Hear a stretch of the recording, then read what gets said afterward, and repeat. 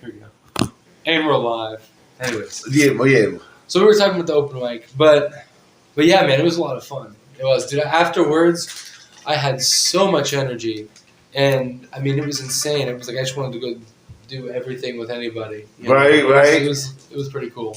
Yeah, you got to do an improv open mic. Yeah, I know. And it was funny. Most of the lines that got the big laughs were totally improvised. For real? Yeah, they were just like kind of popped into my head as I was up there. How you usually Yeah, exactly. How you exactly. you just hit it on the fly. What the fuck you just hit me with that? Mm-hmm. Oh shit. Yeah.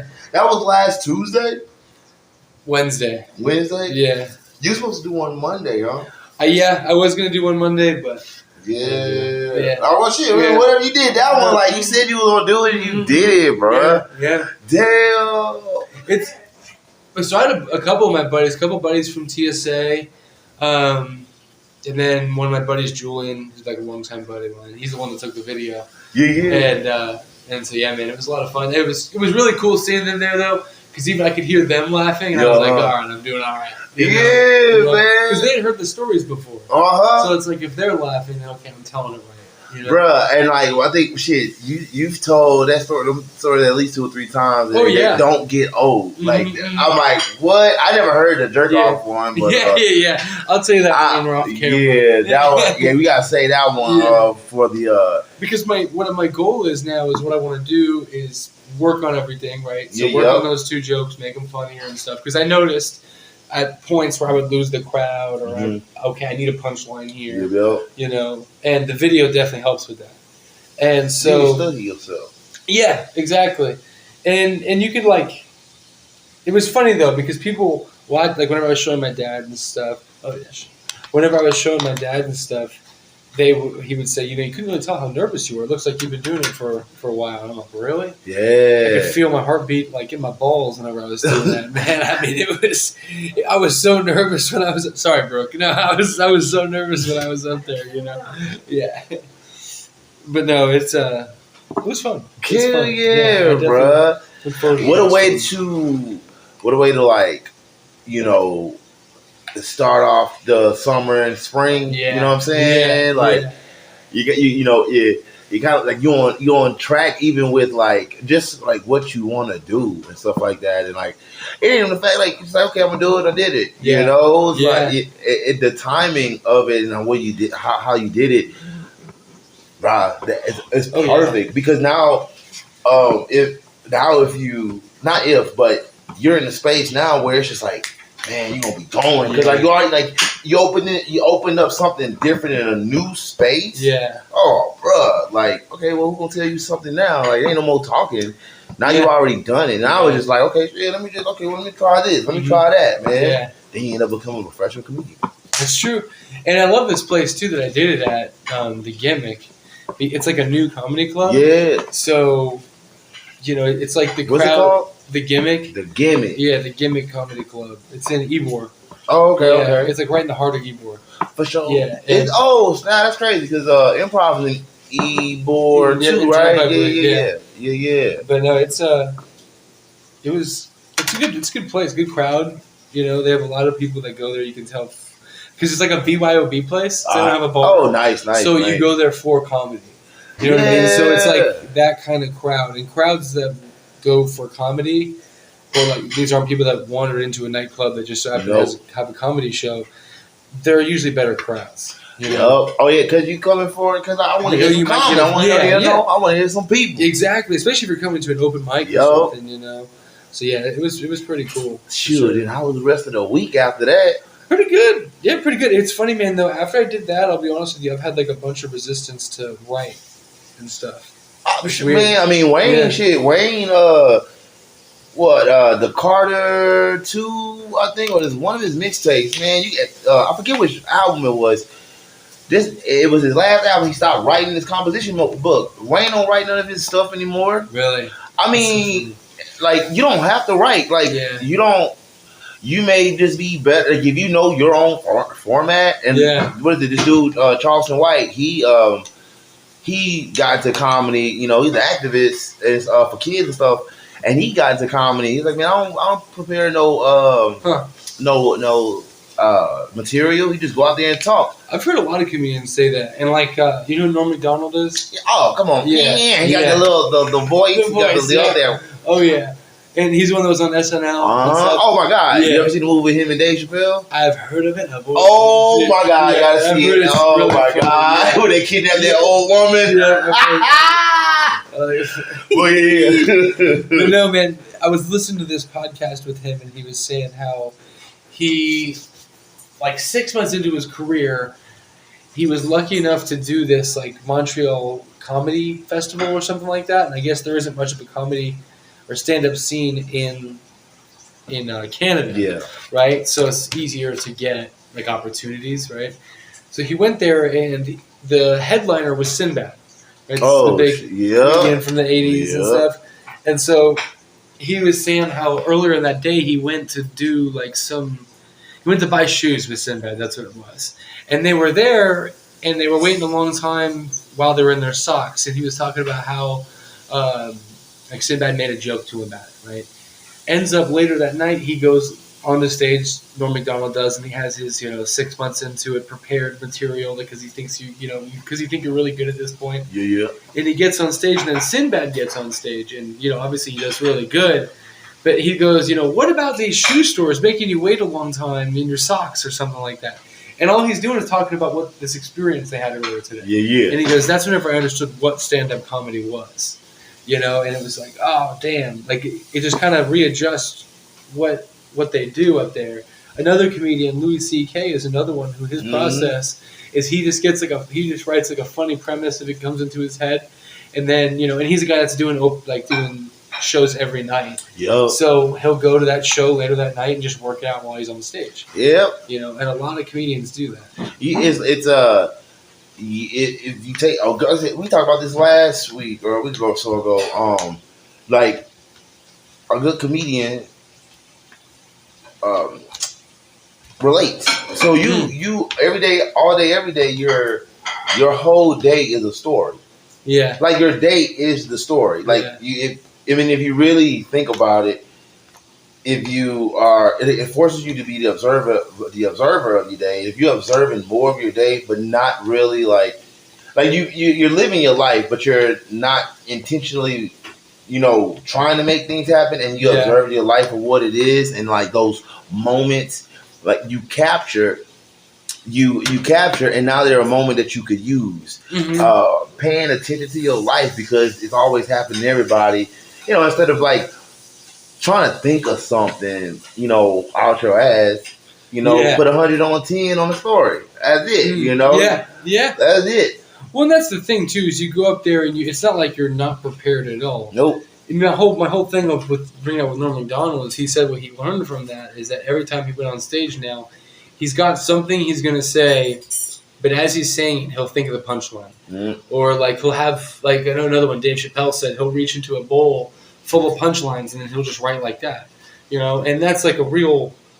When you think about it, that's a comedian. You know what I mean? And it's you have to you gotta write around whatever. Like it helps. Like you just need a starting point. Yeah. And whatever your starting point is, like that's your system. That's stay true. True to that. Study. But, you got to take people's form. If you don't feel like writing, shit, all right, well, that's not you might want to sit back and study more instead of using your hands, and your mind. Like, shit, every funny, dope-ass moment you remember. I mean, and even right now, you got content. You got over, 20-something years of content? I mean, bro. Yeah, that's true. That's just, come on, bro. Mm-hmm. Like, it's... Life is the story. That's what makes it. That's what I was thinking about that. Like that's like, how is it that because there's been so many stand-up comedians, there's been so many comedians, right? How is it that you stay original? And it's because through your own experiences, you're talking about whatever it may be. So you could talk about a subject, let's say sex, right? Mm-hmm. There's so many jokes out there about sex, but through your own experiences with that, you'll have your own unique look or perspective on that. So your jokes will be different. Even if it's the same premise, your joke is still going to be different. That's why that's why everybody talks about Bernie Mac. Like Bernie Mac was literally was the king of that. You know, he staying true as high as he got. You know, he would have been. That dude would have been higher than Bernie Mac. He would have been higher than any of them, bro. He would have. You know, that's what made him as great as he was, bro. You know, Steve Harvey even tells the story. At first, it was like rumor, like, oh man, they were Steve Harvey and Bernie Mac were beefing because Bernie Mac was funnier, but it was true. He was following up behind Bernie Mac. What? Well, that's tough. Yeah. Yeah, you can't. I mean, when you mix animation and comedy together, that's really hard to beat. You got your stand-up comedian. Yeah. Then you got your animated comedian. Then you got your one-man show, bro. Like, Tommy, so Arnez J, I talked about him before. Arnez J, animated.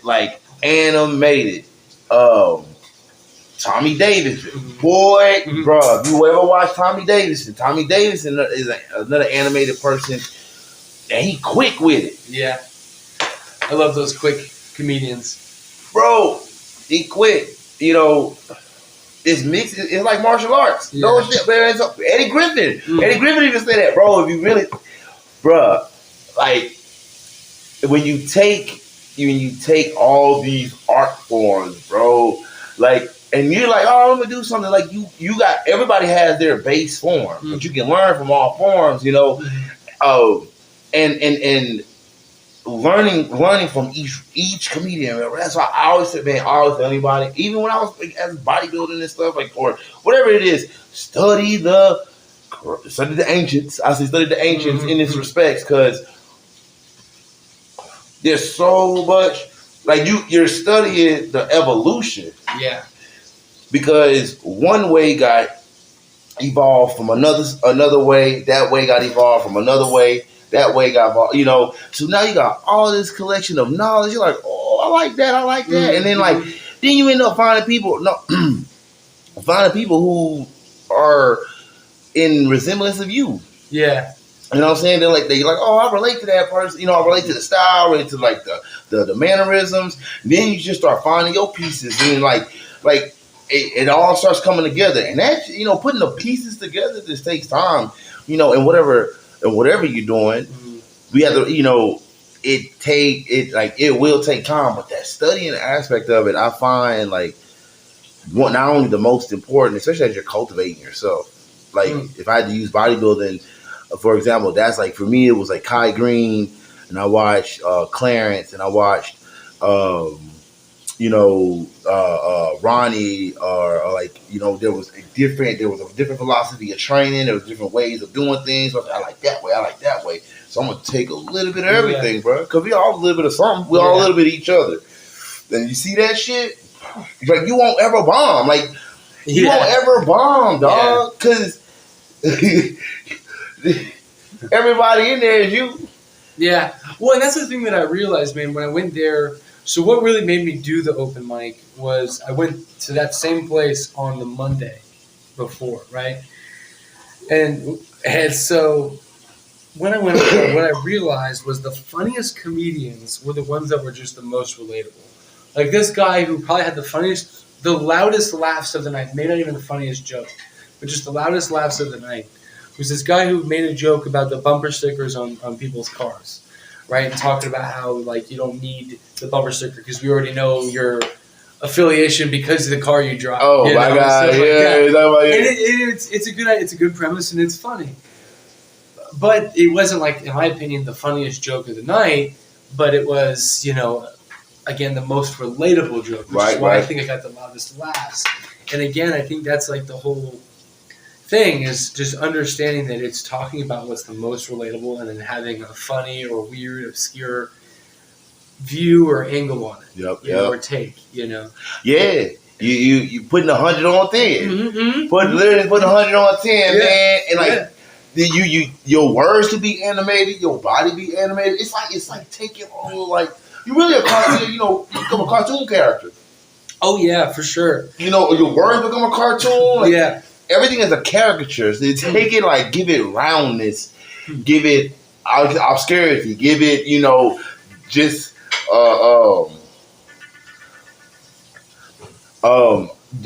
give it obscurity. Give it like bend the notes and all those things, man.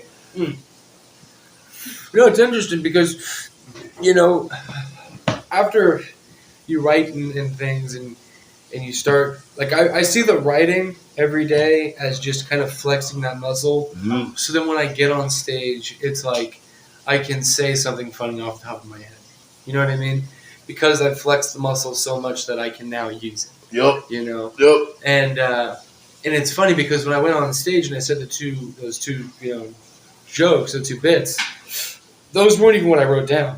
Like most of that was just like I had the stories written out, but most of what I was saying, again, was not what I wrote down. Right. It was just kind of what came off the top of my head, and what got the loudest laughs was the stuff that came off the top of my head. So it made me realize some things, about myself and about my own style of comedy. Did you have? I know you said you did. You didn't say what you wrote, so you had what you prepared. You didn't do. So I did. Well, okay. So it's actually really funny. So when I planned to do this like 3 months ago, I had a story that I was going to tell, which was the second story that I told about the acid and everything, right? And so, with that, I kept writing every day, and I would never really revisit it. And I revisited coming back to it because I was like, that's a really long story, so I wrote like a shorter version of that story. Yeah. And then literally the day before that Wednesday, so I guess that Tuesday, I wrote the joke about the jerking off. And I was like, okay, well that's funny to me. Right. Let me tell that. And I told that, and I realized that I had time left. So I was like, okay, well let me tell this story. Oh shit. But it was just funny because I didn't really I wrote it out, but I didn't say what I wrote out. Like I just wrote out a story, developed the idea, if that makes sense. And then you talking about it on stage, Yep. And like little things, like instead of saying jerking off, I said rubbing my nubbin. And that was just something like I wrote out, so I was like, okay, I'll use that whenever I'm saying it on stage. Rubbing my nubbin. There we go. It skated in my head like in a circle before it took off. Like whenever you put one of those pennies in the thing, and there's the hole in the middle. Exactly. That's exactly what it did, bro. I was like, what? Oh, that's funny. Oh, you stupid. Man, hell yeah, bro. Like, you did it. Yeah. Like, you did it, bro. It sounded like, shit, man. Everybody, said, fuck it. Everybody said, fuck it, bro. We just about to, do it, bro. I think we in that. No, we are. We are in this space and time right now because I've been encountering a lot of people going through some, heavy transformations. Like transformations is everybody into everybody's into themselves, into them is more interested in a good way, not in a narcissistic way, into really discovering who they are and bursting out that cage. We are here. It's important, to answer that call. Say fuck it. You're gonna live life anyway. It doesn't make sense to not do what you say you're gonna do, what calls you. It doesn't make sense to go against the resistance of what's true. Mm-hmm. And I'm seeing a lot of people that's in situations, spaces that just I am done. I need to power up. Yeah. It is time for me to live my truest self, man. Mm-hmm. Yeah. So, it's almost. Do you think there's sometimes signs from the universe for that type of thing? We are in the or is it more of it just the timing, everything? I was thinking about this. The reason I write is because it gives me the confidence to go on stage, right? Because I understand what the writing does for me. So if I don't write for a week, then I don't have the confidence, to get on stage and talk to anybody about my jokes. You know what I mean? So again, going back to that, it's do you think that staying true to yourself started it, right? It's through doing it and having the confidence to really start doing it, or is it the universe just kind of timing and like the open mic? I went to it on Monday, and the universe knew that that was going to happen. So boom, this is the place you're going to go. Does that make sense? What I'm trying to? 100%. I think about this a lot. So in its science, right? Mm-hmm. In its astronomy, it's practical, in a practical way of like, all right, putting something that does sound mystical, it makes sense. Like everything moves as it should, right? So we have planetary alignments, we got movement, we got transits, and all of those stuff, right? Okay. Mm-hmm. Everything in the universe is in the universe. Like the universe, we are in the universe right now as we speak. It's not something that's just outside of ourselves that we see on Netflix or some shit. Mm-hmm. It's real. Yeah, we in it. Like it's real time. There are influences. Mm-hmm. There are influences through our movement, because everything is movement, that puts us in a space. It puts us in a space that we need to be when we need to be there. Okay. So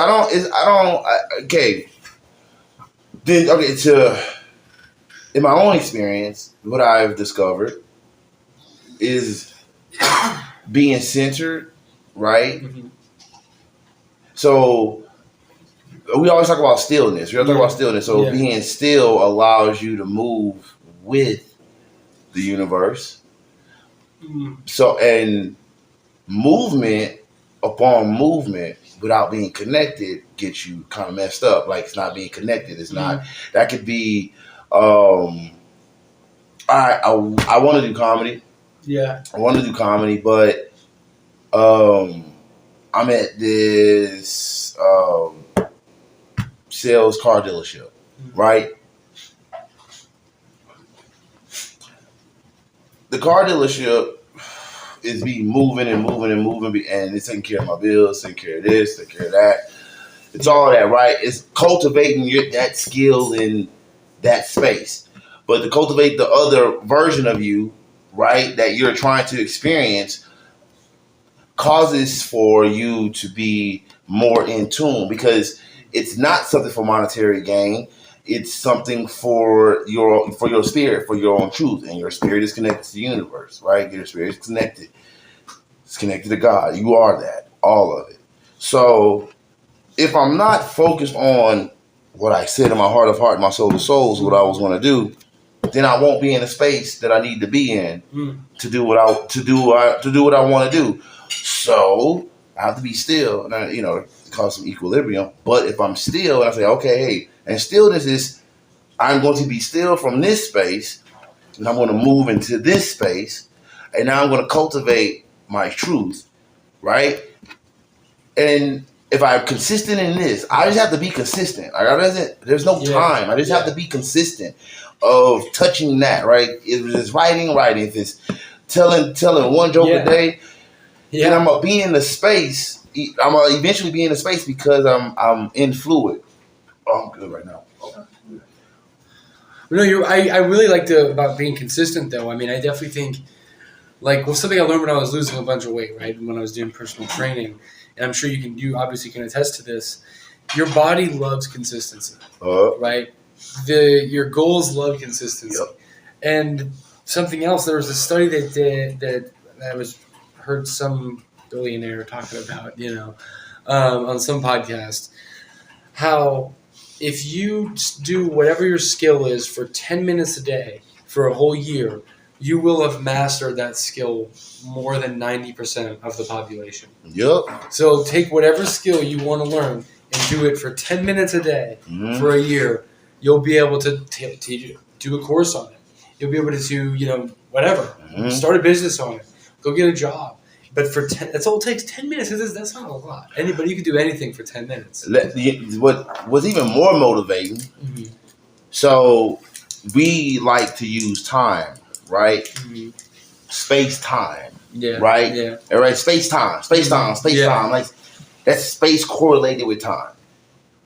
So, in this space that we're in right now, I'm looking at you, you're looking at me. You develop a skill 10 minutes. Well, internally, bro, 10 minutes plays out differently. So, like, one day plays out totally different in your nervous system. Yeah. Inside your nervous system than it does as what we see here in, like, what we can perceive right now, right?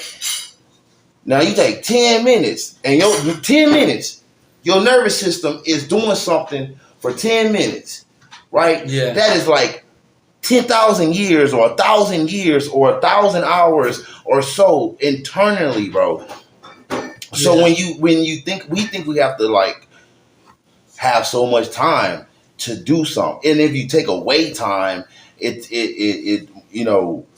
makes things more smoothly. But we think we need to be in a certain space for a long period of time to master something. If you know the way you connect and catch on to things, and you can find the hack into how you do whatever you want to do. Yeah. Like how you, like you said, how we know, like, man, that person learns different from another person, right? We know some of the same things to be here, to drive, to walk, to read, but how you perceive and how you do things and how you learn and how you compute is different. So if you take any skill and knowing how you know it, right? Like it does, like whatever it is, knowing how you learn and then just apply your learning technique to that skill, bro, you will master it. Yeah. It's not trying to master the skill, you're mastering yourself. Yeah, so I guess if ultimately the goal is to stay true to yourself and that skill helps you do that, then the skill is just you being yourself. That's it. Yeah. That's good. That's a good way of looking at it. Well, because like a lot of times, like you hear a lot of actors or comedians or whatever say that's just who I am. This is just me doing what I wanted to do. Yep. And you'll always hear the most successful actors just say, "Be yourself." That's the secret. Yep. Is just be yourself. And I think that's really hard though for some people because, again, if you take that revelation that I made with stand-up of you have to just be relatable and make that funny and take your view on it, well then it's like, okay, well then every time I write, I just need to think about what's relatable to my audience or to the people. And it's like, well now, no, you've got an obscured view of what I'm trying to say. It's take your story and figure out how you can tell it in a way that everyone will understand. That's relatable. Yep. Right? Relatable isn't that, like, not everybody has had the situation where the screen goes black while they're jerking off and they see their face. But everybody's had that situation where maybe they feel shame afterwards. Yeah, and that's the joke, and that's the relatable bit. And so that's what's amazing about it and makes it such an art. Like anything like that, anything that has to like for us to gain a response from another being is an art. Yeah. So, bro, to have words to impact emotion, right, and to be real and to touch on different senses, bro. Yeah. In one millisecond, in one take or whatever, like that's art. That's like, dude, oh man, like you said. Not everybody may have had that situation, but they felt like that, or they've even like you gave somebody, or you even gave them ammo, or you gave them a vision, like you've created the scenario. The scenario, that's it, man, and it's putting 100 on 10. Mm-hmm. Yeah, 100 on 10, man. Like it's like damn, but you do that real easy in your way, like you'll hit it. You do punctuations. I don't know how you do punctuations with your mouth, but you do punctuations. Like the fuck? You do punctuations. I don't know either. I just think I do it. But no. Yeah, you just do that shit. Yeah. Like the fuck? No, man, it's funny though. After I did that, like one of my buddies who went to it, Julian, who's the one that I've known. Yeah. He who's the one that was in the second episode, by the way, for people that are listening. But he came, and he's way funnier than I am, right? He is just one of those guys that he talks to you, and he'll just say something that's really funny. Wait, is that the tall, big dude? Tall dude, white. Wait, is not the black dude? Not the black dude. Oh, no. That's Avia. Okay. No, you're good. But anyways, no, so he's like really funny. And I was telling him after that, especially after watching it, I asked him, like, what was the thing? Like, that we kind of, like, what did we notice was the common theme there? You know, well, the funniest people were the ones who weren't doing one-liners, right? Okay, what did you learn? One-liners are really hard. Okay, so that's not something that I do. For real? You know what I mean? It's like, okay, that's not something that I do. And it's like, again, you go and watch and you do, and you learn about your own comedy through watching other people's style of comedy. Mm-hmm. Like, I remember, I think it was last week, I was telling you how, and I'm going to come back to Julian in a second, but there's this other, like, I was telling you how some of the comedians, you can tell that they have influence of other, like, professional comedians. And there's this one comedian called Anthony Jeselnik, I don't know if you know his name. He was pretty famous for a couple of years, you know. And so there's this one guy who's he's the door guy at this club. And his style is totally, like, he sounds like this guy. He's up there, like, his mannerisms are like this guy. The jokes that he tells are like this guy, and it's really interesting to watch. So he's not original. Yeah. Oh, okay. Yeah. Exactly. And so, what was funny about that to me was he was bombing. This is the second time I watched him, and he bombed both times. You know, and it's like, is it because he's not being true to who he is? Okay. Exactly. So then going back to Julian, right?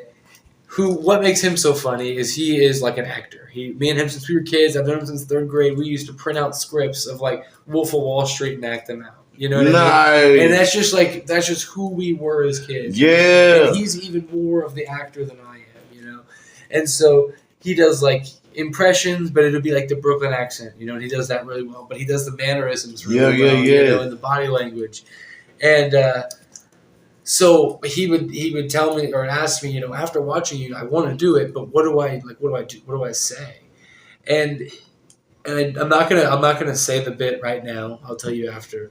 But it's really funny, and the reason it's funny is because it's like his impression of somebody. And again, I'm not gonna say it, but then he just acts it out, and it's not. He doesn't use any words or anything, and he uses his body. He's animated. He's very animated. Yeah. Like what you said earlier. So what you said earlier. He's that type of comedian. Nice. But it's just so funny because it's obviously very rare. Because most comedians get up there and they have the one-liners, and then some of them are like they tell the stories and then they have to set a punchline. They can tell they've been doing it for a while and they've been studying it and they know how to do it. You know what I mean? It's very technical. You can tell. And then you got the one guy that gets up there and he's just funny. You can tell he's just a funny guy. Mm-hmm. You know, so you definitely see the different styles, but it's very interesting to watch because you also notice what styles aren't as like popular.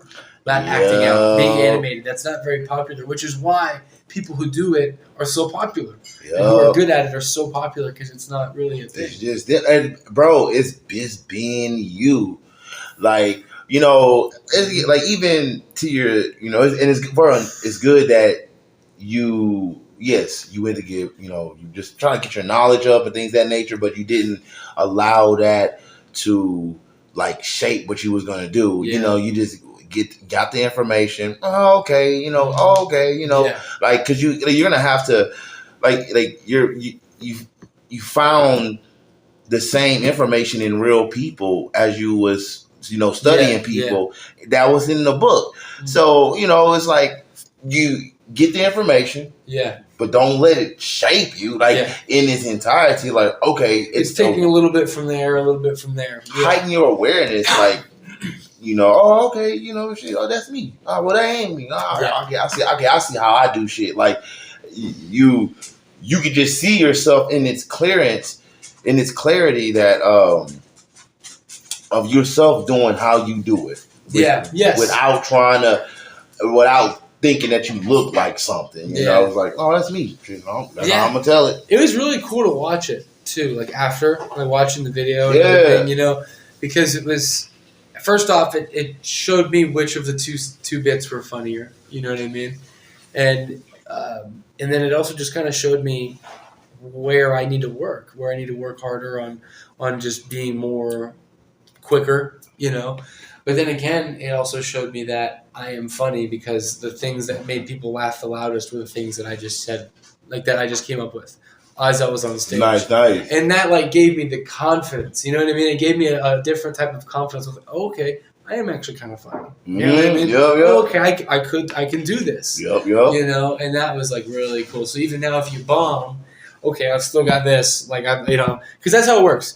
Is you have one really good one, and then you bomb about 100 times, or just as long as you can take to bomb before you forget that you're funny, and then you do okay again. And then you bomb until you forget that you're funny, and then you have some little kernel of, okay, so that one dude laughed. You know what I mean? And then you bomb 100 other times. That's how comedy works, man. Bruh, that's like, all right. So it's like, right? Because like you see it in music, or would have a dope ass album, or flop. You come out for a while, then got a dope one, right? Yeah. But you always got content though. Yeah. So you will never not have a hit. Mm-hmm. So a lot of people are like, oh man, that didn't go, because what you get caught up on the external. Yeah. Right? Yeah. But if you can take both sides, it be your own friend to roast your ass.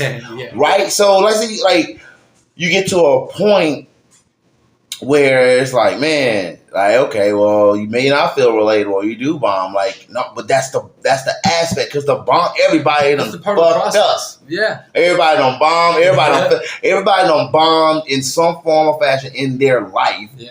And so all this content. So then, once you say you don't bomb, you'll never bomb, because you always got content. Yeah. Like, bro, it made, like, a lot of people think that they have to like suffer. They think that like they have to go through a lot of shit. Yes, you go through your shit. Like you go through your shit, but if you're constantly inward, bro, you never like overtaken by the current. Yeah, you never like, bro, like you always got like dog. You always got an embarrassing moment is no different. It's no different than another embarrassing moment. Yeah, whether it's with yourself or whatever. Like. You transmute that shit. You'll always have a hit, man. You ain't gotta. Man, I don't see it happening. Yeah, you gotta be a master, bro. It's all about alchemy. It's words, bro. It's wordplay. It's like it's magic. It's like you, bro. You stay within, bro. You master yourself, and man, you will. It's just nothing like you. It's nothing that you won't even think you couldn't do. Well, yeah, and I think like you said, it's a part. Like bombing, it's a part of the process, right? Even people who are masters of it still bomb. Yep. You know, and it's because it's a part of the process. It's just it is what it is. If you didn't, like, no, you're not going to make something good every single time. That's not how it works, and that's a part of being an artist. You know what I mean? Yep. Not every piece that you paint is going to be perfect. Yep. So like, oh well, shit, that didn't work out. Well, I appreciate y'all for being out. Yeah, exactly. You know what I'm saying? You got that one. Yeah. You know, like, oh, man. Whoo, you know, the big guns. Yeah. I've always thought like it's funny. There's comedians out there who have a lot more balls than I do that will make sets that are made for them just to bomb. Like they get up there. And they have a set. That's the goal of the set is to get up there and nobody laughs. I believe that. And it's like, damn, I want to do that. You know, but I have to be a lot better at my craft before you start doing stuff like that. But it's just like, damn, that's really funny. I mean, you do got some good dry humor, you know. Yeah. You do got some good dry humor. Like, yeah, that should be catching us off guard. Yeah. What? Well, and that's the type of humor that I like. I love dry humor. You know. No, I know, like. Especially, man, you gotta watch. We all watch The Office. You gotta watch this show called Southside, bro. It is like the off is black. It's like the black version of The Office, bro. Oh my god, the dry humor. Yes.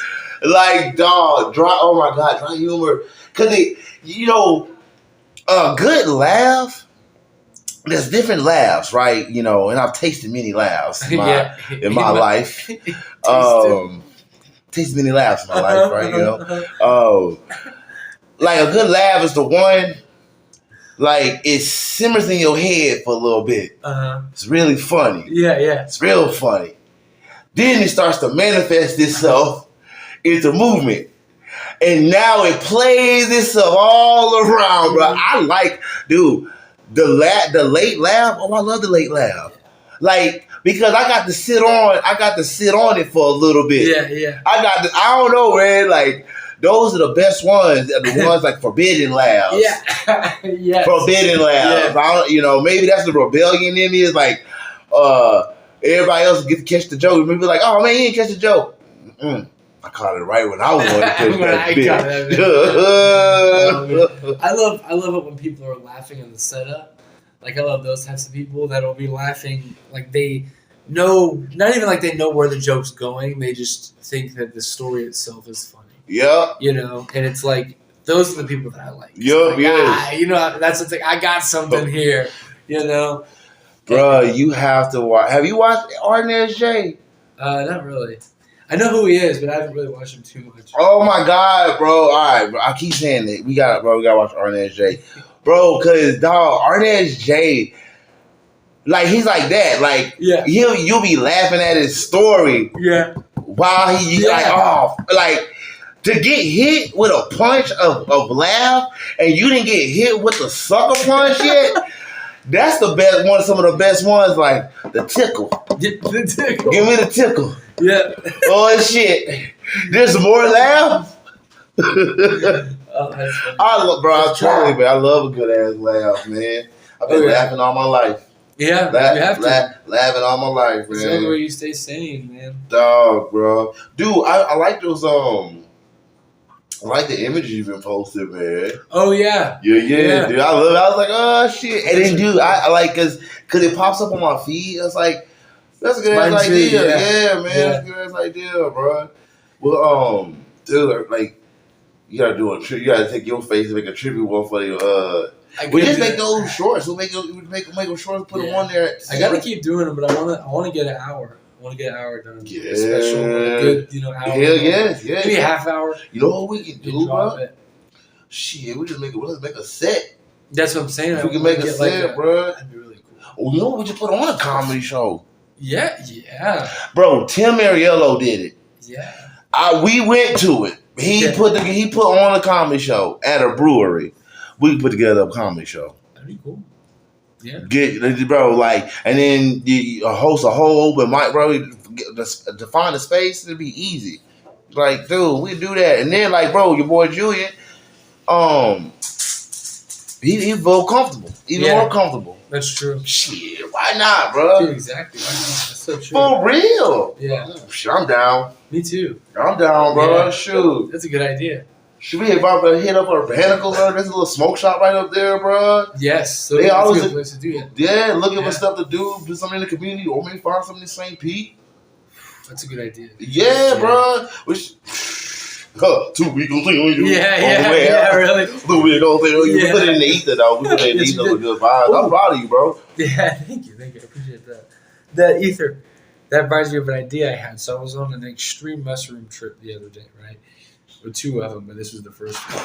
And so the first one, I came to this kind of like realization, and this isn't a joke because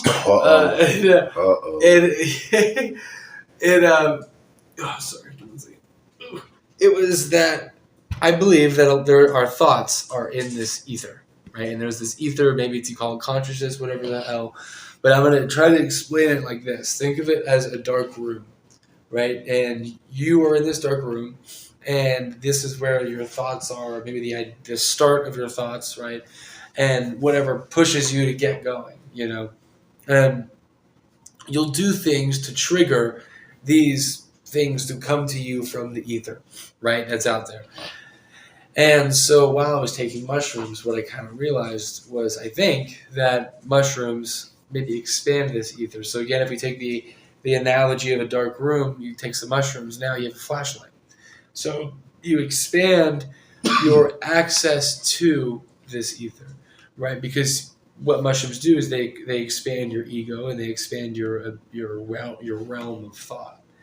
And so that's kind of how far I've developed that thought. But what I was talking to Nyla about it, because she's like, becoming a scientist, is how the hell do you even study something like that? Because she started to tell me about this idea of the what was it in Star Trek, I think, where it was the heads of knowledge or whatever the hell they're called, where they will write down what they get from this ether if it's on the other side of space and time or whatever.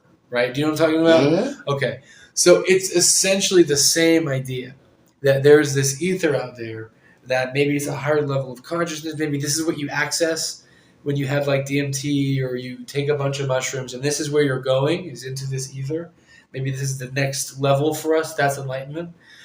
And as you go through life, you reach different levels of this enlightenment. And you pick it like a tree, like fruits from this tree. Right. So yeah, that's kind of like something I was pondering on. So we always say your thoughts are not yours. Yes. So your brain is a receiver. Mm-hmm. So you ask, how do you study something like that? You start with the body, because the functions of the body plays out how we operate in the universe, like in the space. So we're in space within space within space within space. Mm. So it's more confusing when you look externally. It gets it confusing, but when you go inward, well, that's all it is. It's very internal, and then so you break down like the body. Just don't even go past. Don't even think about it. So now, and understand that the magnetism that is around us, that is us, right? Like those thoughts, like think about like, oh man, like you say something, oh man, I was just thinking that. Like, and we're in the same space right now. Yeah. And our influences, so like we receive information. Yeah. Yes. Everything is tones and vibrations, right? So we catch this on many different levels, like that's why like time, like when we try to compute time, it makes things confusing because there's no time, because how fast do you receive information and then gain a thought? You know what I'm saying? Like, how fast did it take to look at that tree to say, man, I want an apple? Like, you know what I'm saying? Yeah. So like your thoughts are not yet. We are all sharing thoughts, bro. That's why it's like, somebody else will do it. Like, you know how we just say, we be saying things and not really realize what we're saying. Like, oh man, if you're not doing it, somebody else is, bro. Because it's for real, bro. Like, thought is another energetic pool. Thoughts is another energetic pool. You are receiving thoughts. That's why it's important to, whenever we're making decisions, we're discerning from our gut. This is where you lie. We think, bro. They got people thinking. They got people thinking, and so everything is sight. Yes, everything is sight. The brain and the heart communicates. That is what your stomach, your spirit is the connection between the heart and the brain. Yeah. So when you lead with your heart, it's the closest connection to yourself. To that gut instinct. Yes. Okay. So then now when I'm thinking thoughts, don't it like go against to what you've received? Like you receive really good information, but now you're pondering on that thought. Now you're just conflicted. Yeah. If we are still and we ask, like we utilize the reception, we utilize the brain for what it is, to receive. Okay, bet. All right, then what is my gut feeling? What is my gut feeling? All right, go with that. And then what comes what comes, because now you're calling it, now you're using the brain to receive, then that's that. So this is how we use this. Is like we are an abundance of things. That's why it's always an idea. That's why we're always gonna like flourish. It's like we're in the space. So we learn to use the vehicle, and now you every aspect of yourself, brain, heart, spirit, mind, body, soul. Then like you begin to just master the self is what we're supposed to be doing. It's like we are not our thoughts. We are like, and once you realize you're not your thoughts. Once you realize you're not your thoughts, bro, it will take a weight off of you. Because think about how many more negative thoughts that we are surrounded by. Yeah. Than we are positive. I mean, bro, like shit, go outside, like, man, ain't nothing positive about seeing fast food. Like, really? Like, you really, we do it because we do it. Like, well, there's to kind of piggyback off the point you made. With your negative thoughts, a lot of times, like, I'll have a negative thought and then question, where else have I heard that before? And you'll try to, and I swear, I challenge people that are listening to do this. You will most of the time be able to pinpoint, oh, that's something that, like, maybe my mom said 10 years ago to me. Oh, you're a loser. That's one time, and now this is how I'm saying it. The same situation. Yeah, there we go. There it is. I was looking for it. Yeah.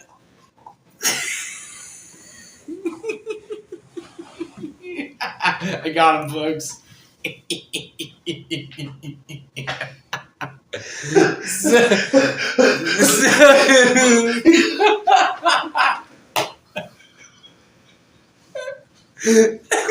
Oh man, we might have to pause it on this one. I got him to a laugh attack. So, anyways, about my mom calling me a loser. No, bro. No. Oh man. Oh shit! I'm sitting here looking at him too, like, your mom call you a loser, bro? And the fucked up part of my right, I go right to laugh. And I'm like, shit. Oh god, you stupid. Shit. He said, mama called him a loser. All right. Anyways, but you get the negative thoughts. You get my point there. Yeah. Yep. Oh shit. Oh man, there was something else. There was more of a point that I had to make. But when you review where those negative thoughts come from. That is, and that's that again. That's, I mean, when you do that to yourself again, you just become more self-aware. That's Michael Jackson's "I'm looking at the man in the mirror." Bro, that's balls, bro. Cause shit, man, when you really, okay, man. Here's the thing: when you want to do what you want to do, right? When you like, man, bro, I just gotta answer this call, whatever it is. When you live your truest self, like. A lot of the first steps is calling out your bullshit, because how you gonna be who you are, man, when we still hold on to old thoughts and old patterns and shit? Yeah. It's like, okay, bet. Like, man, look, I get people have issues and stuff. We all got our problems. Yeah. But we all gotta take accountability, and like be real with yourself. Mm-hmm. Like, just be real with yourself. It don't hurt, man. Look, if you don't feel like doing something, just say you don't feel like doing it. Like, if you feel like if you on a diet and you had a big ass pizza, one pepperoni turned into a pie, don't feel bad about it. You did it. Like, it is what it is, man. Be real with yourself. Your ass is hungry. Like, you don't like, man. You don't like. You gotta be like, bro. Like, looking at yourself in the mirror, man. I remember calling out my own bullshit, like, and then even still, you always call out your bullshit. You're like, all right, man, I gotta do this, or let me do this, and then even like, not even to beat yourself up. It's not like you don't want you don't want to beat yourself up, but you do want to stand. If you stand 10 toes down, even on your own words. Like, you're like, okay, am I taking the day's steps?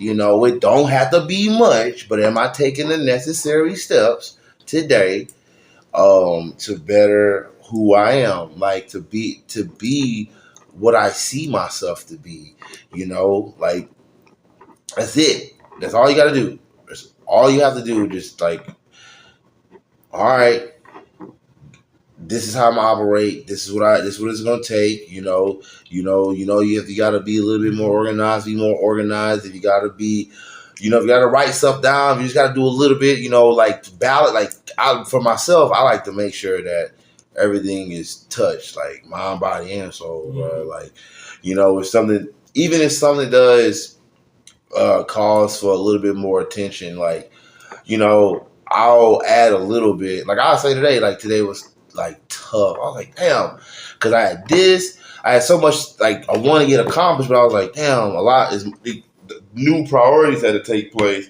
and I'm like, all right, maybe I'm overthinking. And then I touched a few things, and I was like, I think I need to sit my ass down because I'm not getting nothing. And when I'm in a flow, I'm in a flow, and I'm forcing this to like happen, like I'm forcing this to come, and so when that happens, like I have to keep myself in check with that, because I know in the past when I would get into those those positions, it would depress me. Like it was like because I'm like, damn, I'll be on this high if I'm getting all this stuff done, and then all of a sudden, why am I receiving these thoughts? Sometimes I gotta pull back, and then you're like, okay, man, you don't realize what day it is, right? Like you're like, damn, oh shit, oh okay, oh that makes sense. Like if you been working out with your legs really really sore, what the fuck I did 3 days ago, man? I did three times this week, man. So I was like, okay, let me go, free my mind. Like you got to, like I'm using it too much, man. So I've been teaching myself guitar, man. So really, yeah, man. That's cool. I got musician. You are the second person to tell me that. For real? Julian literally just started to learn how to play the guitar. A few months, I guess he was doing it for a month now. Yeah, and he's been teaching himself other like songs. No, but you're like the second person. That's pretty cool. I don't know, man. It kind of there's something in the universe out there. I don't something. I don't know what that information's for, but we'll figure it out. I did write a rock song. Stop it. Yeah. Me and Julian wrote a rock song last night. No shit. Really oh, bro, we gotta perform it. Yup, we gotta do it. We already decided that we're gonna make a band. Dude. We're gonna call it the Shamans. Bro, what is it? My homeboy hit me up. He was like, "Bro, I always wanted to start a rock band with trap beats and stuff, trap rock beats and shit." Like, all right, man, bump it, bro. Like. It's here, man. Shit is done, bro. Like we don't. That's gonna be part of Swirl Nerd now. Yeah, oh my god, bro. Like that's what you know. What like? Hold on. To be continued as well. Yeah, that's the second. Yep. To be continued. Yep. No, it's happening, man. Because that's like there's no coincidences. There's nothing. So you've been learning how to play the guitar. Yeah, so you bro. Got the app Musician. Yeah, I got the Musician. Not sponsored. Not sponsored. Yep. Yeah. Musician, you can't use this unless you pay. Yeah. That is all I need. But I am pennies. Right. I am using Musician. That's cool. Like it was, like okay. I have two theories. Not theories, but I have two maybe it's not two. Alright, so okay. I'm learning the bass of like the guitar, right? So actually like I would just play, it was just dope to kind of play something in rhythm. Because I'm not really familiar with the movements, but we go into the nervous system. Like my nervous system is somehow like familiar with the movements, and like I'm not like saying I want to play guitar because I want to play guitar. Like dude, it's a call. Like it's really weird. So I was listening to Jimi Hendrix, and Jimi Hendrix like he said, he never learned, and I was listening to him how it came, and it was very simple. Like he did meditate a lot. I have to find this story. But I was like, yo, he's not lying. Most people would have thought, we thought it was a nut or whatever, but he's not. And so I'm like, I have to like keep getting the feel of it, but I think I can teach myself like my own sound. Like something like I'm innate to like play this sound, bro. Even my brother, he was like, man, I got this sound in my head, man. I gotta get it out. I was like, oh yeah, for real, bro. It's like, it's crazy. So I'm just trying to get myself familiar. That's why I'm also getting the saxophone too, bro. I was like, I gotta get this. I gotta get this music. Yeah, it's weird, bro. And I ain't trying. I just want to play. Like I just want to like create. It's like painting. Like I just want to just no different. Yo, man, y'all want to go jam the fuck out? Something? Yeah. Shit, make some songs. Yeah. There's this band called Seven Dust. That's pretty dope. I'm like, oh shit. Like, what kind of music is that? It's rock band. Yeah. Don't know. One of the reasons why I wanted to play guitar because I wanted to be Creed. Really? Stop it. Hell yeah, bro! I wanted to be Creed. I wanted to make my voice raspy. Yeah, make it raspy. Yeah, make it raspy. Wait, so when you write, do you think like in that voice? Like, no, like it right now. It hasn't. I write like more poetry. Okay. But if I hear a sound, if I hear a sound and like see, it's kind of like it's like movement. It'd be like movement. So okay, the foundation, the body is the words. So like I can move, right? I can move. I can come. I can do center and all this other stuff. But give me some music, then shit just go off. Like man, I'll look like Eddie Gordo from Tekken in this thing. So it's like the body's there. Just give me a nice beat. And we'll see what happens. Like I wrote a reggae song too. Really? Mm-hmm. That's cool. Yeah, that one just popped up, but that one just came out. I was like, oh, okay. Shit. Okay. My uncle, the one who just went that did the spoken word. Yes. He was saying that if you write enough, or if you really have a calling to whatever this art is, you'll be sitting there watching TV, and words and verses and like stanzas in his case would pop into your head. Mm-hmm. And you just feel like you have to write it down, or you have to sing it, or you have to tell someone about it. And once you flex that muscle enough, you get this. That's like kind of the gift that you're given. Is like you'll be sitting here and whatever, and I'll start thinking about a joke, and I have to write it down. Yep. Or I'll hit myself for it, because you won't remember it afterwards. Nope. And that's usually that's like where your best stuff comes from. Dude, so like, bro, oh my God, I'm even having this conversation. Like I keep circling back to the body and talking about frequencies and vibrations. Because it plays a big part of that, bro. Like if we know, okay, you see how you explained that, right?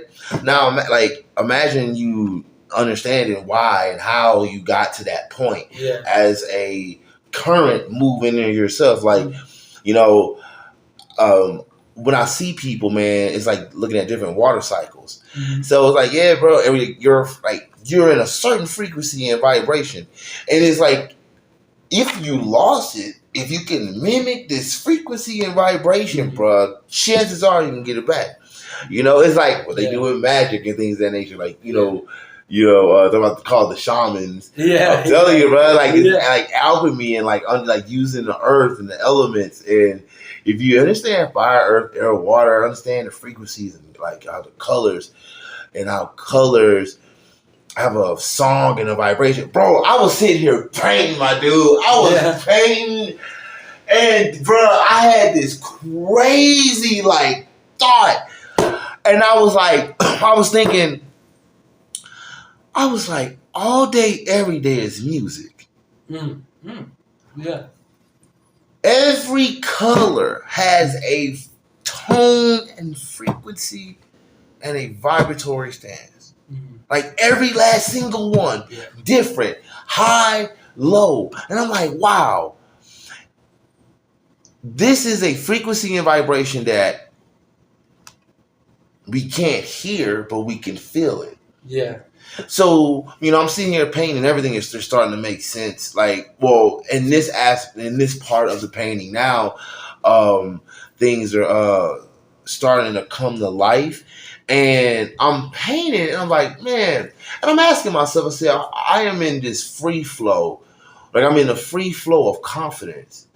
How do I don't care that I know, But it's interesting that as I'm painting, that I know to go in this space here, and I know to use this stroke here and use that stroke there, and it's like, and it makes so much. Cause I don't, when you're unsure about something, you're just like you will sit there, but there is no unsurety, and I'm sitting there painting and looking at each color. I'm like, bruh, I said it's no different than knowing when the next note is, like, what note is going to come after that, or what note harmonizes with the next note.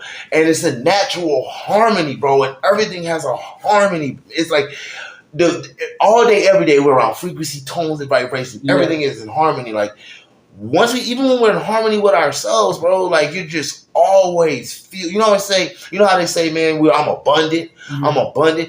People, they perverse that using like money and things and stuff. Yeah.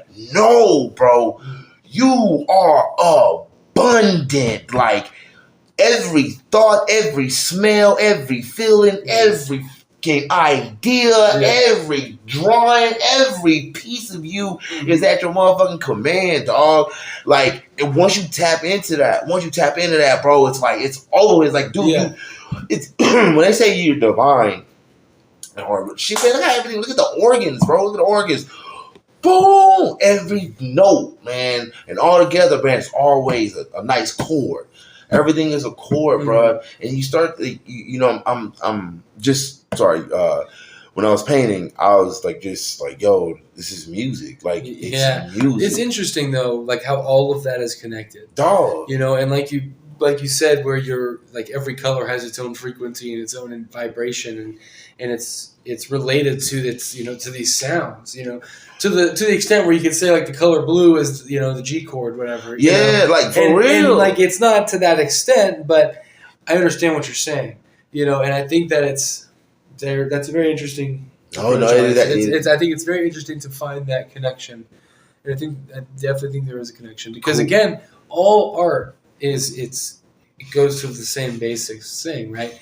Is that you want your audience to feel some type of way about whatever your art is, whether it's good, bad, whatever. It's just, or self-expression, exactly. Because look what you did. But through that self-expression, look what you did, dog. I can't help to see it this way, and I know you and your journey, but I like just knowing who you are, right? And I see what you've done, and like you coming out like the motherfucking cave again. Mm-hmm.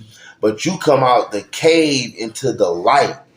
Like, you went from a darkness to the light. Like, it didn't matter that, like, I don't really give a fuck. I don't really think you give a fuck that people laughed or not. It's like you was you was hell bent on doing this shit, bro. Yeah.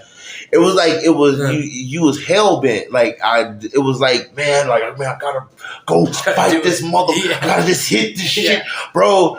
No, it's the self-expression. Not saying that we're not reaching you're not reaching the audience, but when you're talk about circling back to the relatability, it's that. It's like, because you went to tell your story. Like, he went to go tell people you're up in the bathroom, but you went out there and told your story. Yeah. Came out the dark stage and said, hey, y'all, look, I came out of this bitch and this is what I found. I was telling, Brooke was asking me, like, how I was feeling when I was painting, and I realized that painting. And you've asked me too, bro. But I had this major like epiphany. I was like, damn, that whole thing is my insecurities. Interesting. I was like, yo, it's more my insecurities than anything. But it wasn't like, how people talk about their insecurities, and they're so negative about their insecurities.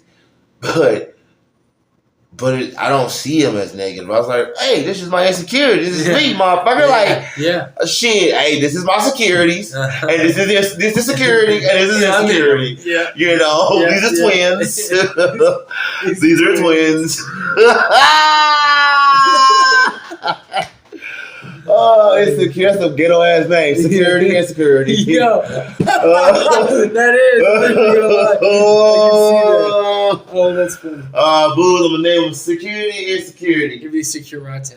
something. Oh my god, it's karate. Yeah, it's actually karate. Oh my god, what? You put shit 100 on 10, 100 on 10, 100 on 10. But you that's your name today, 100 on 10. Yeah, right. I know. Vroom vroom. May I have your finest 100 on 10? On 10. Oh, yeah. Thank you very much. Oh no, bro! Like, dude, this is that's I'm proud of you, man. You did that shit, like, stuff on that shit, man. I know how it is, though. Like one of my battles I overcome is like, like, man, like I love like one. Well, it's not a battle. I don't even sign a battle because something I had to learn in this lifetime. Like I had to learn to work with people, and I had to learn to like do that shit. I ain't even stunt, but but working with people like fires me the fuck up. But I also know that like I have to go through certain furnaces to like develop myself too. As we we're all everybody is in elevation or whatever like you all are doing. People that goals you're achieving, like.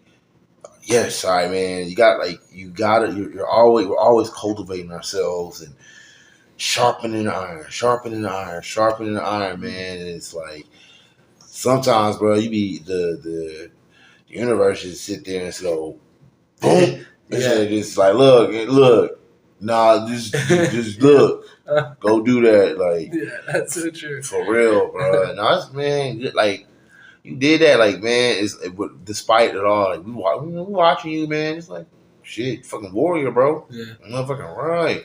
Yeah. It was a lot of fun. Shit. Yeah. Bro, before I forget, man, so I showed you. Oh, look, wait. Hold up. Wait. There it is. Boom. Oh, yes. Yes. See that? Yes. Yeah, we'll post that too. Yeah, that's awesome. But the ebook, man, that's done. I'm turning that to a book too. I'm turning the ebook into a paperback book as well, bro. That's cool. That's a good idea. Yes. But bro, that's camps cool, like this, bro. But I'm gonna, we're gonna sort of nerd it up. That's just a demo, as you can see. Yeah. Now, but real. This should be like the first drop. Like, kind of like give it to someone. Like this is like we'll talk about it. Yeah. I wanted to show you that, man. I think I was like excited, ready to see your ass about that. Yeah. But yeah, man. Shoot, you got anything, man? No, well, is there anything else you got? I mean, we've been talking about me the whole time. Shit, man, it was about you, man. Shit, I mean, I got baby mama's doing good. Baby mama's doing good. Shit, good. She's getting better with the. Yeah, she's doing good. She's gaining weight. We went to the doctor the other day. Turns out the baby's dick is too big, so. Bruh, you stupid. All I wondered was, I thought it was a girl.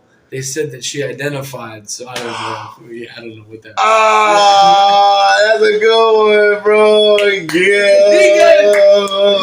that's a good one. Anyways, we really did go to the doctor, and they said that her chest, I guess, is in the 6th percentile, and they want it in 10th percentile. So her chest? Her chest size. Oh, you want some milk?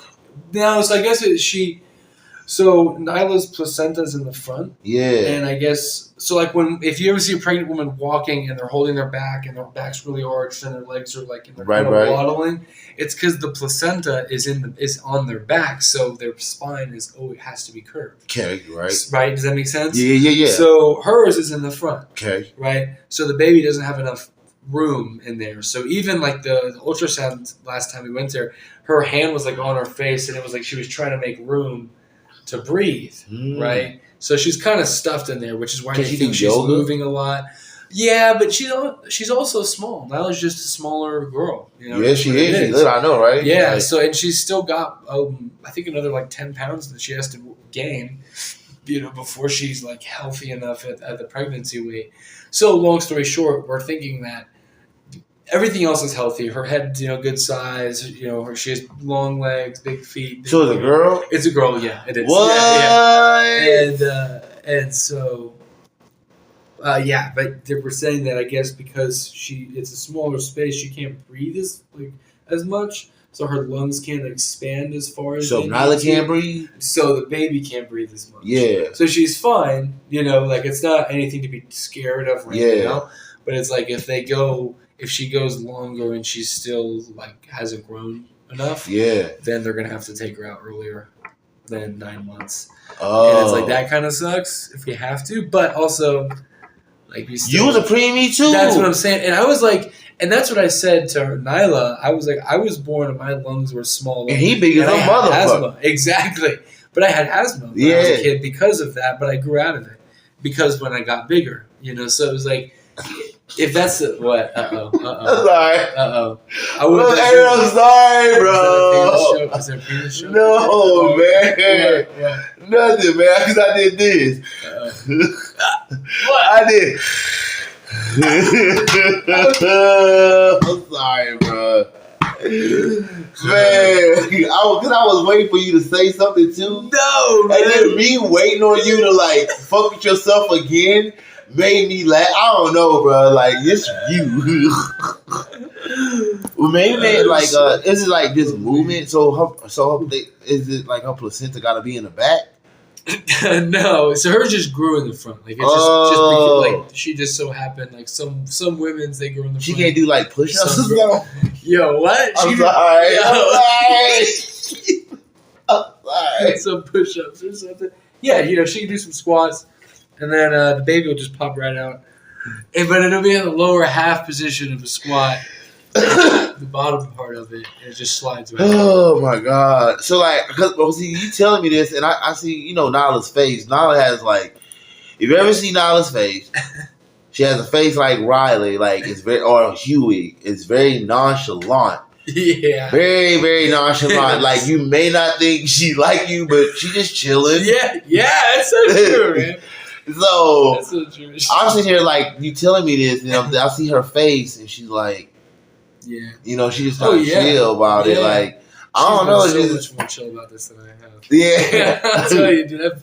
I've had probably about 47 panic attacks throughout this whole thing. For real? Just sitting over here like, it's going to be okay. She eating now? Oh, yeah, dude. She's eating, like, everything, and more. She can keep it up? Like, keep it down? Yeah, for the most part. She's still got some days.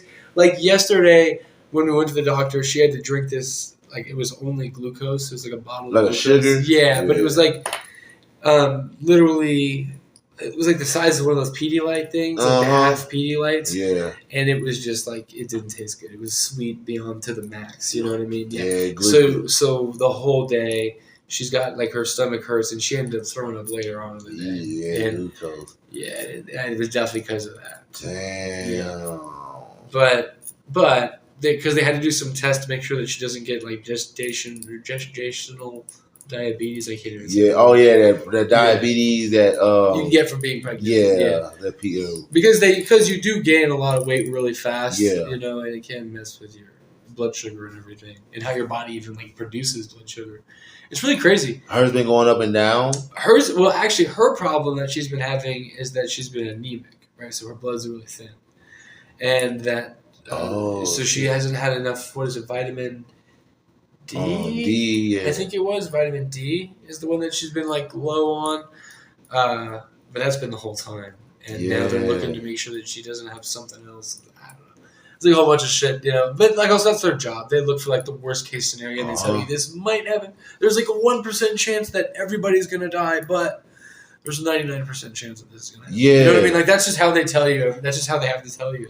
Man, yeah, it's like because they're like, bro, all right, she's pregnant. You ain't worried about it. That's the thing is, they're even like, don't be scared now. They're like, if it's the day before and we're still having these problems, then okay, there's something. But it's like you don't have to worry about it now. That makes sense, She got like a month and a half. No, 3 months. So she's in the 7th month now. So she's got through the 7th month, then 8, 9. She's got 3 August. months. Yeah, August 13th is the expected date. Damn, bro, it's a Leo. Yeah. It's a Leo. Yeah. Damn, you got a lot of fire. Yeah. Damn. Yeah. You think you is rebellious. Yeah, I know. She'll be pretty balanced though. I think so. She'll be good. Yeah. When's Nyla birthday? His birthday. And, do this June 27th. Oh, so she had cancer? Yeah, yes, she has cancer. Which I believe is what that's why, bro. Okay. Is cancer a water sign? Yup, yeah. Water. So yeah. Oh my God, yeah. I've always been attracted to water signs. Yeah. Like I put your ass out. Yeah, really. But no, I've always been like that. I've always been attracted to water signs, and I think it's because my mom and my dad are both fire signs. Yeah, she's like, I gotta cool off. Yeah, it's hot. Yeah, it's hot in here, man, and I do sweat like a horned turkey. Yeah, it is, dude. So I need me a good girl. Bruh, that's funny. My boy, and like I know another friend of mine. Shit, even the musician 6 Black or whatever, however you want to call it. Like their birthday's in June. I think his birthday is the same as my boy's birthday. And like, bro, they got this nonchalant look. Like for real, bro. This nonchalant. Like, you know how Black look, he be looking like this, like the eyes slow. Yeah. My boy Chris looked like that. Not this shit like nonchalant, like. Yeah, you're like, what? I didn't even do it. No, like. Yeah. She's looking at you through your soul. Nah, facts, bro. She is, dude. Bro, it's so funny, man. I wonder if it's like an archetype, bro. I mean, really. I bet there is. There is. Yeah. Man. You know, what's that personality test? There's one of them that does, like, it tells you, like, IQ. Oh, you're talking about that personality test? Yeah, you know which one I'm talking about. Yeah, I forget the name of it. Yeah. The Wilkes John Booth, shit, something. I don't know.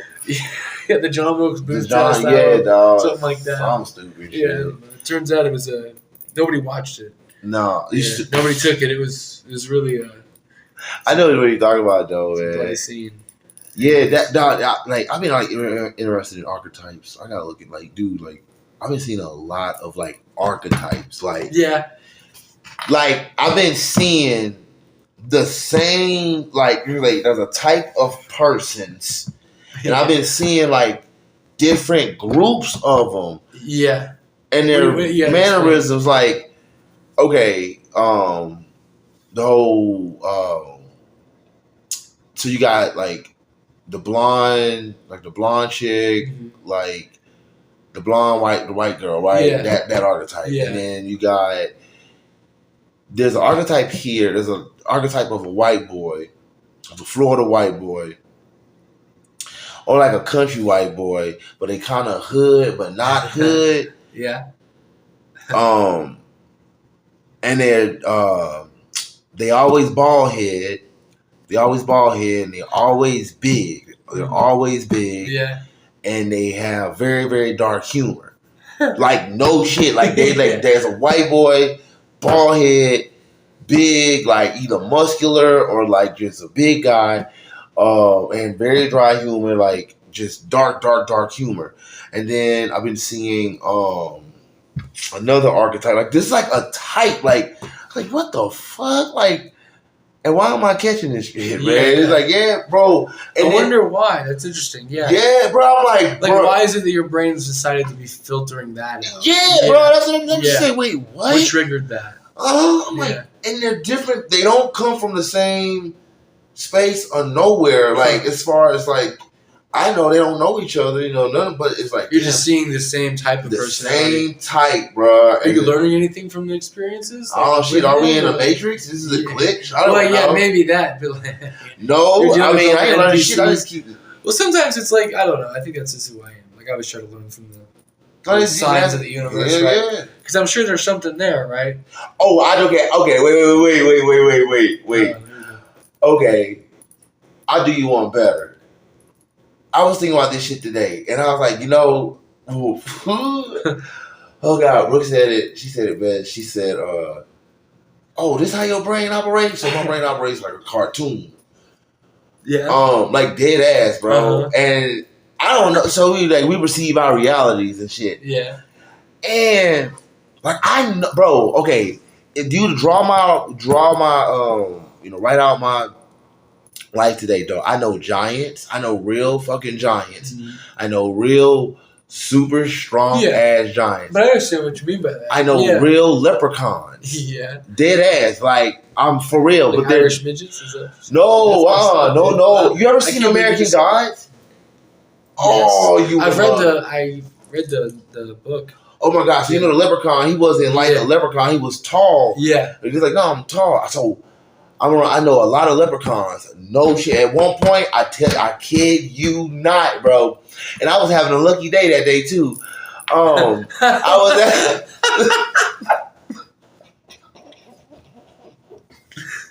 that was a good one. I'm gonna give you that. that was good. No, for real, it was a good ass day though. But for real, yeah. I was at the gym and no shit. Yeah. Across the room, it was all super swole redheads that I all knew, bro, and they all acted the same, and they all came from different parts of the states, right? Yeah. And I'm like, there's no way in hell y'all are not leprechauns, bro. So I seen American God, dog. So I know real dwarves, bro. Like I know real dwarves, dog. I'm trying to tell you, you can't call them that anymore, bro. It's little people. No, I said, well, no, they got I seen on TikTok. I seen on TikTok. They call themselves doors. And which, by the way, this is what I'm saying, bro. I don't know if a code is broke. I don't know if my brain is like really operating in how the world truly is. But I've literally seen more little people on social media than I ever have. I'm for real, bro. I'm not gonna lie. I agree with that. There's been a lot of like fine ass little people on. I mean, like I'm not gonna lie. Dog. I'm just saying. It's definitely don't look at my search history. That's This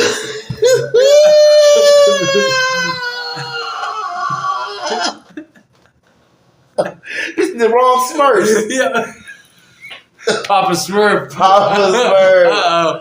Oh my God. They call them Big Papa. Oh my God. Do you watch Bob's Burgers?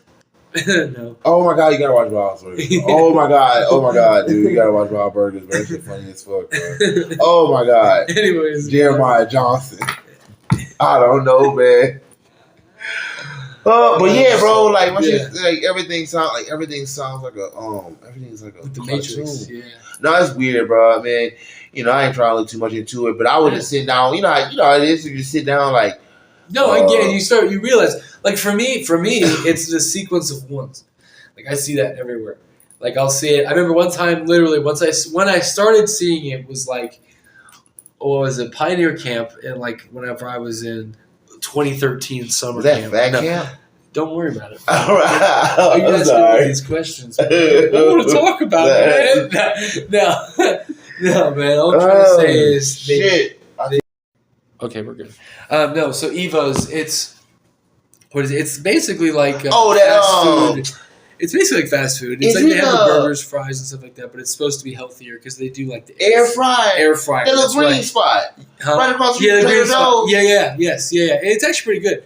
I do like it there. Yeah, like that's kind of whenever I was heavy on diet, like that was my cheat place I would go to because it was like I always wanted a burger and fries, but there I could eat like a bunch of food. Yeah, and it was lower on the calorie side, really you know. Was. And it's a great place. I loved it. I remember when I first heard about air fry, I couldn't grasp the concept. I was like, what the fuck? Yeah. The fuck you air fry, French fry? And then when I was like, when people started talking about it, first of all, when new shit pop up, this is how people are. Hey, did you try? That's so true. Did you try air fry? What? It's like they have that one thing that they're going to talk about with everybody. For real. Like, they meet someone new. Hey, did you try an air fryer? Like an air fry. So I had an air fry, some fries that was air fried. How much air would an air fried fry? I don't know, man. What? If an air fried I was like, fried? Is it gonna taste like a puff pop? I don't know, like, but it was. I don't know. It was just like they kept saying, before I even knew what an air fryer was, what the technique of air frying was. I didn't hear about none of this freaky shit until I got to Florida, bro. Really? Yeah, man. All the new shit, like all the 2000 shit, didn't come out. So you're saying Louisiana's like stuck in the 90s? Like you don't get air fryers over there. Yeah, what? You probably you get. Wait, what year did you come to Florida? 2010. Wow. I was like, Louisiana was still in the 90s in 2010? Pretty much. Oh my gosh. We were still oh my God, we were still riding our bikes. We were still riding our bikes to each other. I was playing Nintendo 64, going on adventures on the Upside Down. Upside down. Yeah. Yeah. It's a lot of strange things. I'm gonna give you that one. Oh man, I'm hot tonight. You are, man. You're on fire, bro. You should put that on. It's you. Yeah. It's you, bro.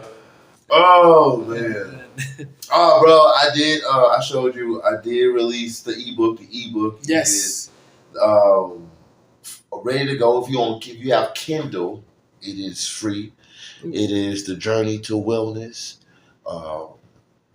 Teach you about your mind, body, and soul.